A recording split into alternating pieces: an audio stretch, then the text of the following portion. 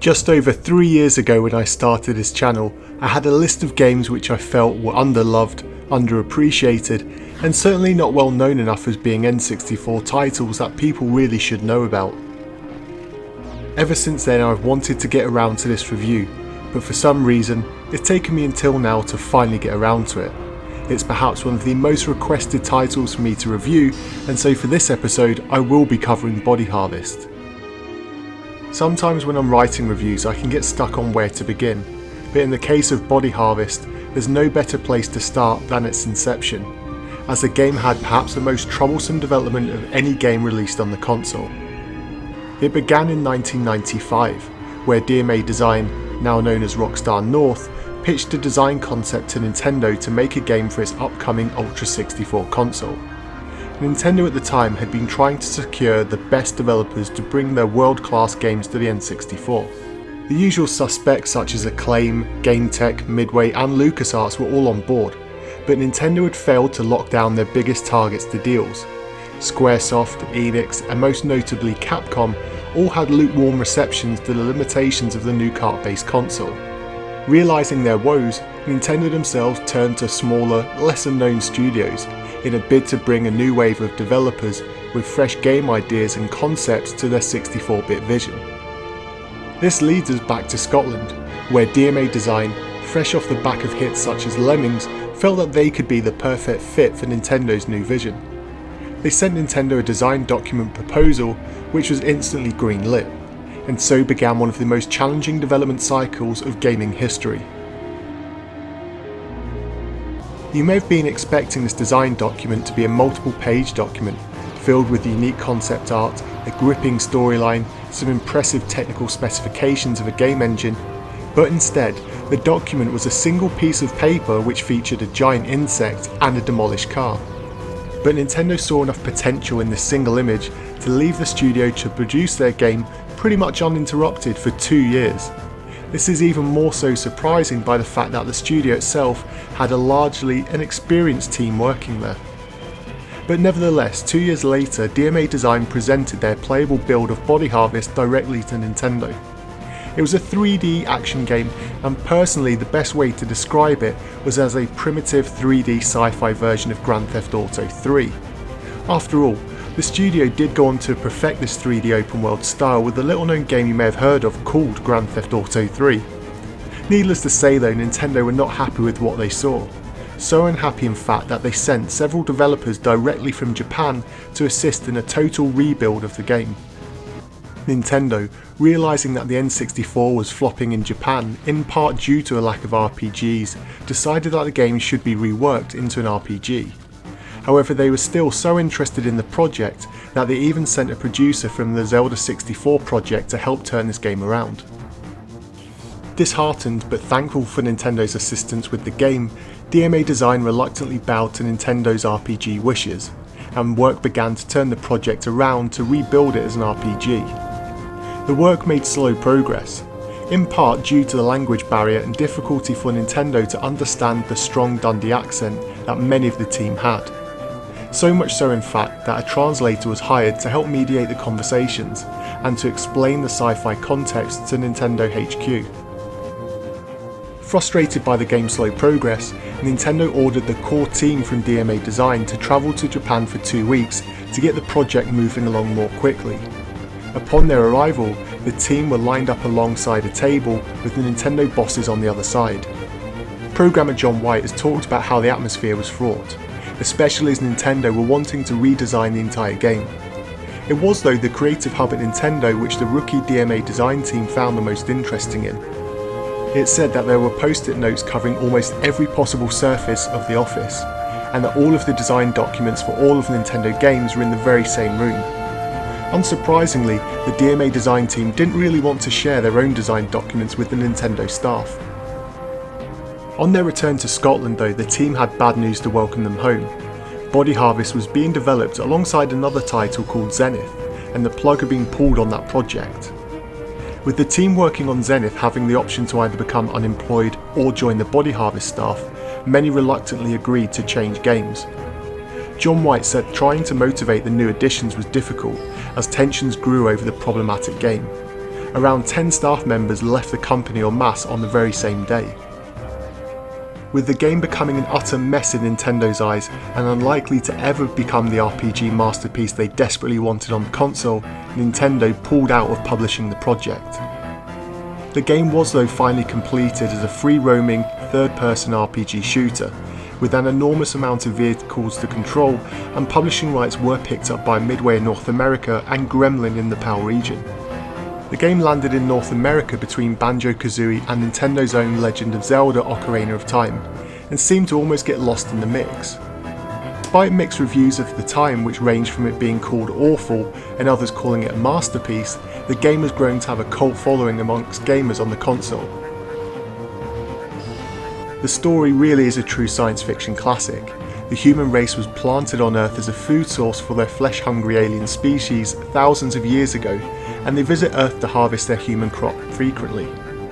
The game begins in 2016, when the latest body harvest commences, and after having munched their way through most of the humans left on the planet, a small group of elite scientists plan to send a genetically engineered army of soldiers back in time to various points in history to fight the alien scum.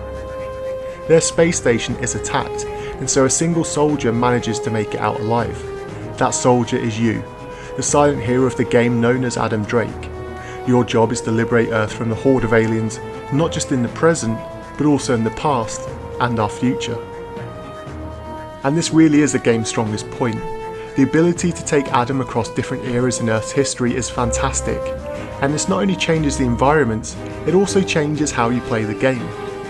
There are 5 different eras in time, and these consist of Greece in 1916, Java in 1941, America in 1966, Siberia in 1991, and finally an alien comet in 2046. Whilst at its core the game has some awesome shooting mechanics, it's the sheer number of vehicles that will draw you even further into the game. If you're a fan of Grand Theft Auto, then you should be right at home here. The vehicles in the game all reflect the time period in which they were available, and there is a huge range to enter. In fact, there are over 60 different vehicles, and these are not just cars, motorbikes and tanks, but you can even take into the air in planes or hovering on the sea in boats and in futuristic hovercraft. Whilst you can have a whole ton of fun just messing around with the different vehicles, the core gameplay is also thankfully great. You must protect humans from a wide range of aliens hungry from their intergalactic journey. Each swarm of aliens is known as a harvesting wave, and when you see the sky turn dark, you'll know it's just about to go down. A harvester will arrive and spew out tons of smaller aliens to go out and collect humans for it to eat. The humans in the world will run around like crazy and hide. However, even the buildings will be attacked by these aliens trying to tear the roof off to get at them. Mixed in with the intense shooting action are quieter sections of the game, where you will enter buildings and have more time to explore, find clues, and solve puzzles which are required to progress the game. If you wanted any evidence of the RPG direction that Nintendo wanted to take the game in, then this is it. Almost everything in the buildings is available to be examined.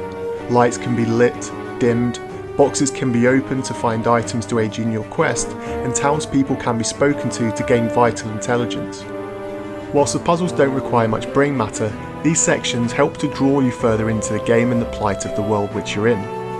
Also assisting you in your quest is Daisy. Whilst for the majority of the game she remains in Alpha Command, your intergalactic module, she provides you with intel and motivation. While she initially starts as a pretty much two-dimensional character, she loosens up and becomes more complete as the game progresses. And as you do progress through the levels, you'll also have the option to complete side quests which add a lot of longevity to the game. Some of them also give the game some unexpected humour, and driving a combine harvester over zombies in America is one of the highlights of the game. Ultimately though, each level builds towards an epic boss battle, where you will take on an enormous alien. These battles are long, intense, and require tons of run and gun tactics to defeat them. Perhaps I'd even go as far as to say that these boss battles are some of the most intense you will find on the console. But you'll get a great deal of satisfaction when they finally explode into pieces and you unlock the next chapter in this epic adventure. Perhaps though the weakest area of the game comes in its graphics. Sadly, the game on its launch was never a looker. Consider the fact though that the development started in 1995 and you could perhaps be forgiven this slightly. The low polygon models really stand out like a sore thumb, and the repeated textures throughout the game can become confusing, especially when navigating the huge levels. The levels themselves are also quite barren, and when a harvest begins and aliens start arriving, you'll almost always notice a drop in the frame rate. To combat this, you can get in many of the game's vehicles and drive away, and then take long distance pot shots, which keeps the on-screen enemies to a minimum and the frame rate a little more consistent. On the flip side, however, is the game's music. By now you'll know that I love nothing more than a fantastic score in a game, and Body Harvest really delivers in this area. The score by Stuart Ross and Alan Walker fits the game perfectly, and the dynamic soundtrack is woven perfectly into the game.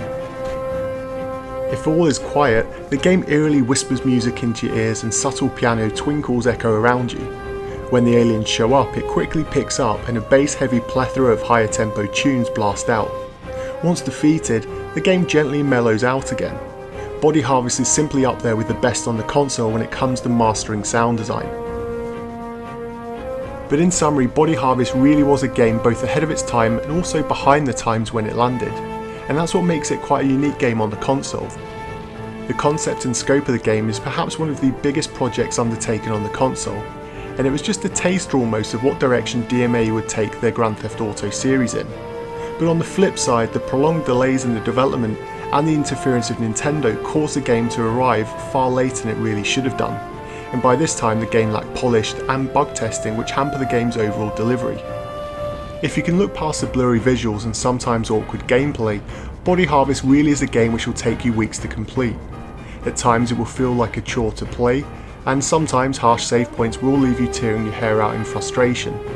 But persevere, because from start to finish Body Harvest is a gripping title that wholly deserves to be recognised as a hidden gem on the console. As always though, it's your memories of the game that I like to hear. Like me, were you too waiting years for this to finally land and make it a day one pickup? Or were you weary of its almost monthly delays and consistently shifting completion timescales? Do you consider this to be one of the console's hidden gems, or do you feel it was just too much, too late to save this action-packed title? Whatever your memories, we all love to hear them, so join in the discussion down below, and until next time.